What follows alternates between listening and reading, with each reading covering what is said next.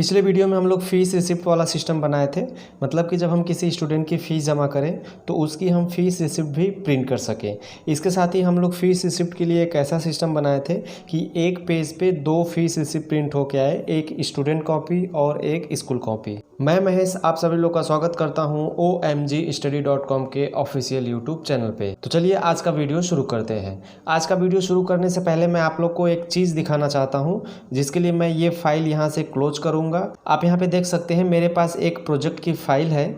इस फाइल को मैं ओपन करता हूँ। ओपन करने के बाद आप देख सकते हैं यहाँ पे हमसे यूज़र आईडी और पासवर्ड पूछा जा रहा है। मतलब कि हम ये प्रोजेक्ट की जो फाइल है इसको ओपन करने के लिए हमें क्या करना पड़ेगा, यहाँ पे यूज़र आईडी और पासवर्ड डाल करके लॉगिन करना पड़ेगा, तब जाके ये जो हमारी प्रोजेक्ट की फ़ाइल है वो ओपन होगी। तो चलिए मैं यहाँ पे डाल देता हूँ। तो मैं यहाँ पे यूज़र आईडी डालूंगा महेश और पासवर्ड मैं यहाँ पे डाल देता हूँ। अब यहाँ पे हम लॉगिन बटन पे क्लिक करेंगे तो आप देख सकते हैं यहाँ पे लिख के आया लॉगिन सक्सेसफुली। जब मैं यहाँ पे ओके बटन पे क्लिक करूँगा तो आप देख सकते हैं हमारी फ़ाइल ओपन हो चुकी है। ये जो हमारा प्रोजेक्ट का फाइल है वो ओपन हो गया। ये जो अभी हम देखें वो एक लॉगिन सिस्टम है। मतलब कि हमारा जो प्रोजेक्ट का फाइल है वो हम तभी ओपन कर पाएंगे जब हमें यूज़र आईडी और पासवर्ड पता होगा। तो आप भी इसी तरह से अपने प्रोजेक्ट में, मतलब कि जो स्कूल या कोचिंग मैनेजमेंट सिस्टम हम लोग एक्सेल में बना रहे हैं, उसमें हम लोग लॉगिन वाला सिस्टम बना सकते हैं ताकि हमारे प्रोजेक्ट के फाइल को कोई और ना ओपन कर पाए। और वो तभी ओपन कर सकता है जब उसे यूज़र आईडी और पासवर्ड पता हो। तो ये सिस्टम आप कैसे बना सकते हैं, चलिए मैं आपको बताता हूँ। सबसे पहले आप omgstudy.com वाले वेबसाइट पे आ जाइए। अगर आप नहीं ओपन कर पा रहे हैं तो गूगल पे आप सर्च करिएगा omgstudy.com, आपको पहला लिंक ही मिल जाएगा। उसके बाद जस्ट आपको नीचे आना है। आप देख सकते हैं ये पहला ही आपको पोस्ट मिल जाएगा, learn to create school management system. Just इस पर आपको क्लिक करना है। उसके बाद जस्ट आपको नीचे आना है और यहाँ पे साइड में देख सकते हैं, यहाँ पे आपको मिल जाएगा create login system in your VBA project. इस पे जस्ट आपको क्लिक करना है। अगर आप लैपटॉप या डेस्कटॉप पे ये वेबसाइट ओपन किए हैं तो आपको यहाँ पे साइड में मिल जाएगा। अगर आप मोबाइल में ओपन किए हैं तो ये सबसे नीचे आपको मिल जाएगा। तो जस्ट मैं इस पर क्या करता हूँ, क्लिक करता हूँ। क्लिक करते ही हम यहाँ पे आ जाएंगे और जस्ट आपको यहाँ पे क्या करना है, आप ये चाहें तो ये सारी चीज़ें पढ़ सकते हैं। यहाँ पे जस्ट आपको टेम्पलेट सबसे पहले डाउनलोड करना है। मैं आप लोग को 4 लॉगिन सिस्टम वाला टेम्पलेट बना के दिया हूँ। उस टेम्पलेट को आपको डाउनलोड करना है और अपने प्रोजेक्ट में इंपोर्ट करना है। तो चलिए सिंपल हम यहाँ पे डाउनलोड बटन पे क्लिक करते हैं। जब यहाँ पे डाउनलोड हो जाएगा तो जस्ट मैं यहाँ पे राइट क्लिक करूँगा और शो फोल्डर पे क्लिक करूँगा। तो आप उस फोल्डर में आ जाएंगे जहाँ पे आपकी ये फाइल डाउनलोड होके आ चुकी है। अब ये जो हमारी फाइल है ना, ये जिप फाइल है। तो अभी हमें क्या करना पड़ेगा, इस जिप फाइल को हमें एक्सट्रैक्ट करना पड़ेगा। तो जस्ट मैं इस पर राइट क्लिक करूंगा और यहाँ हमें एक्सट्रैक्ट ऑल का ऑप्शन मिल जाएगा। जस्ट इसे मैं क्लिक करूंगा। उसके बाद आपको यहाँ पे जस्ट एक्सट्रैक्ट बटन पे क्लिक करना है। आप देख सकते हैं ये जो हमारी जिप फाइल थी वो एक्सट्रैक्ट हो गई है। यहाँ पे सारे आपको फाइल्स मिल जाएंगे। तो ये अभी जो एक्सट्रैक्ट होके आया है वो कहाँ किस फोल्डर में आया है, तो आप देख सकते हैं यहाँ पे ये डाउनलोड वाला फोल्डर है। और डाउनलोड वाले फोल्डर में ये जो लॉगिन यूज़र फॉर्म नाम से फोल्डर है, इसी में वो सारे फाइल्स क्या हुए हैं, एक्सट्रैक्ट हुए हैं। इतना करने के बाद आपको कुछ भी नहीं करना है, जस्ट सिंपल अपने प्रोजेक्ट वाले फाइल को ओपन करना है। तो मैं यहाँ पे अपने प्रोजेक्ट वाले फाइल को ओपन कर लेता हूँ।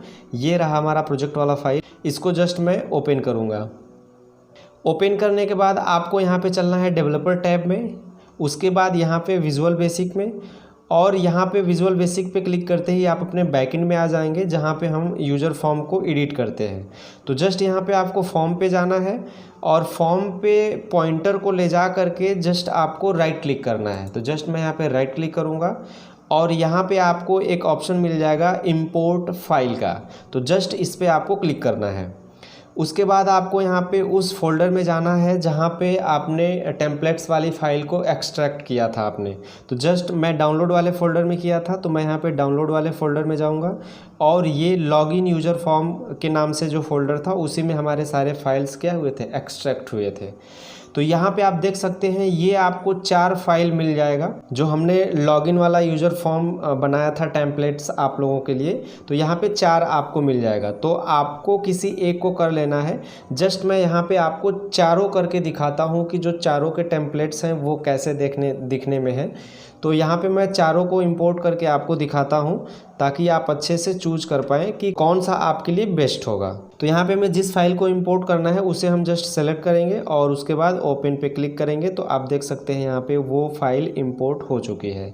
तो इसी तरह से मैं क्या करता हूँ, चारों कर लेता हूँ। ये लीजिए हमारा चारों फाइल यहाँ पे इंपोर्ट हो चुका है। तो जस्ट यहाँ पे मैं चारों फाइल आपको ओपन करके दिखाता हूँ कि ये जो चारों टेम्पलेट्स मैं आप लोग को बना के दिया हूँ उसकी डिज़ाइनिंग कैसी है, और उसमें से आपको जो पसंद आता है वो आप यूज ईजिली कर सकते हैं अपने प्रोजेक्ट के लिए। तो जस्ट मैं यहाँ पे पहला ओपन करता हूँ तो आप देख सकते हैं इसकी इस तरह से डिज़ाइन है। ये जो हमारा लॉगिन यूज़र फॉर्म है इसकी डिज़ाइन इस तरह से है। अभी मैं सेकेंड करके दिखाता हूँ आपको। ये देखिए सेकेंड वाला इस तरह से है, और यहाँ पे थर्ड वाला आप देखेंगे तो थर्ड वाला इस तरह है, और यहाँ पे अगर फोर्थ वाला करके देखेंगे यहाँ पे तो जस्ट ये देखिए आप इस तरह से है। अभी जब इसको आप रन करेंगे तो आप देख सकते हैं इस तरह से आपको ये यूज़र फॉर्म आपको दिखेगा।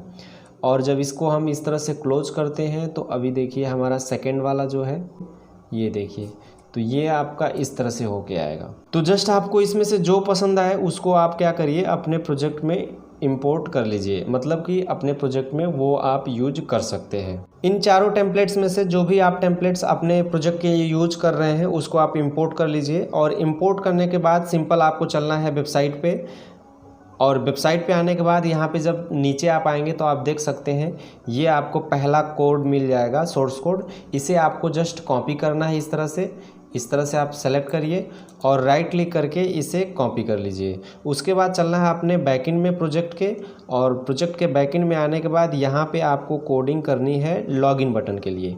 तो जस्ट यहाँ पे मैं लॉगिन बटन पे डबल क्लिक करूँगा और उसके बाद यहाँ पे मैं कोड को क्या कर दूँगा, पेस्ट कर दूँगा। ये देखिए हमारा कोड पेस्ट हो गया। यहाँ पे जब आपका कोड पेस्ट हो जाएगा तो इसमें जस्ट आपको कुछ चेंजेस करने हैं, वो आप देख लीजिए क्योंकि वो इम्पोर्टेंट है। आप देख सकते हैं यहाँ पे लिखा हुआ है महेश, तो ये जो है आपका यूज़र आईडी है। जब आप लॉगिन करेंगे तो यहाँ पे आप देख सकते हैं आपको सबसे पहले क्या देना है, यहाँ पे यूज़र देना है। तो यहाँ पे मैं यूज़र में क्या टाइप किया था, महेश टाइप किया था। तो आपको यहाँ पे जो यूज़र नेम है वो अपने हिसाब से सेट कर लेना है। यहाँ पे कोडिंग में आप जाएंगे और यहाँ पे अपने हिसाब से यूज़र नेम टाइप कर देंगे। यहाँ पे जो यूज़र नेम यहाँ पे टाइप करेंगे वही यूज़र नेम यूज होगा लॉगिन करते टाइम। उसके बाद यहाँ पे आपको पासवर्ड टाइप कर देना है। जो पासवर्ड आप रखना चाहते हैं वो यहाँ पे आप टाइप कर दीजिए। जो यहाँ पे पासवर्ड आप टाइप करेंगे वही यूज होगा लॉगिन करते टाइम। क्लियर है? उसके बाद जब लॉगिन हो जाए आप तो आपको मैसेज क्या शो होना चाहिए वो मैसेज आप यहाँ पे टाइप कर दीजिए। जो भी मैसेज शो कराना चाहते हैं वो आप यहाँ पे टाइप कर दीजिए। इसके बाद एक कोडिंग आपको और करनी है जो बहुत ही इम्पोर्टेंट है। अगर आप उस कोडिंग को अपने प्रोजेक्ट में यूज नहीं करेंगे तो आपका ये जो लॉगिन सिस्टम है वो काम ही नहीं करेगा।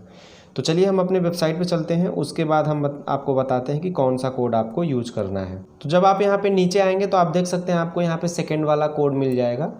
ये जो कोड है इस पूरे कोड को आपको कॉपी करना है और उसके बाद अपने प्रोजेक्ट में ले जा करके पेस्ट करना है। तो मैं यहाँ पे सिंपल कॉपी कर लेता हूँ और हम चलते हैं अपने प्रोजेक्ट में।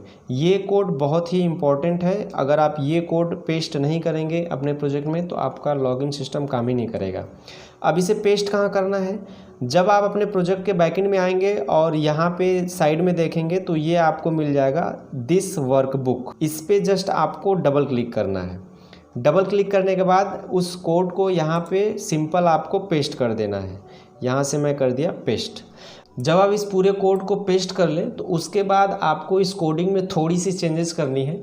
वो चेंजेस क्या करनी है चलिए मैं आपको बताता हूँ। ये आप देख सकते हैं यहाँ पे लिखा हुआ है login.show। तो यहाँ पे जो लॉगिन लिखा गया है ना, ये हमारा जो पहला टेम्पलेट है इसी का नाम लिखा गया है। मतलब ये जो हमारा यूज़र फॉर्म है इस यूज़र फॉर्म का नाम यहाँ पे लिखा गया है। तो आप जो भी टेम्पलेट यूज करेंगे उसका नाम आप यहाँ पे लिखेंगे। जैसे मैं अभी कौन सा यूज किया हूँ, मैं login1 वाला टेम्पलेट यूज किया हूँ, इसलिए मैं यहाँ पे क्या कर दूँगा, login1 कर दूँगा। क्लियर है?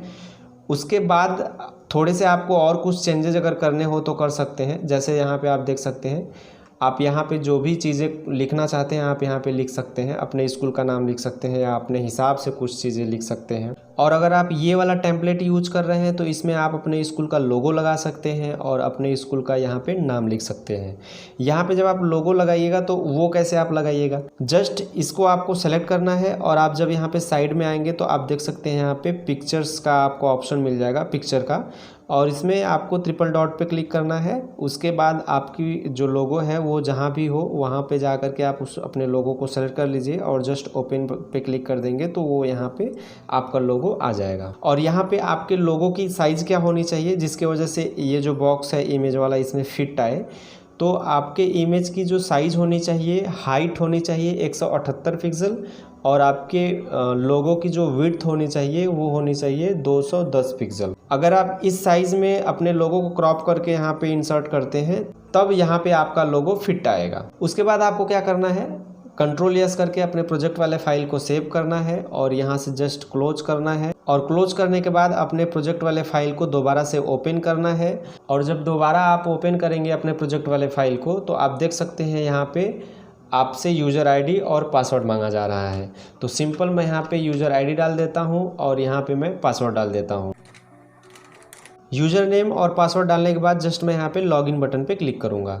आप देख सकते हैं यहाँ पे लॉगिन सक्सेसफुली हो चुका है और ओके बटन पे आपको क्लिक करना है। आप देख सकते हैं पूरी तरह से हम लॉगिन कर चुके हैं। इसी तरह से आप भी अपने प्रोजेक्ट में लॉगिन वाला सिस्टम बना सकते हैं जिससे आपकी जो प्रोजेक्ट फाइल है उसे कोई और ओपन नहीं कर पाएगा और ओपन भी कोई करता है तो उसे यूज़र आईडी और पासवर्ड की ज़रूरत पड़ेगी। तो चलिए मिलते हैं नेक्स्ट वीडियो में, तब तक आप अपना ख्याल रखिए, स्वस्थ रहिए, खुश रहिए।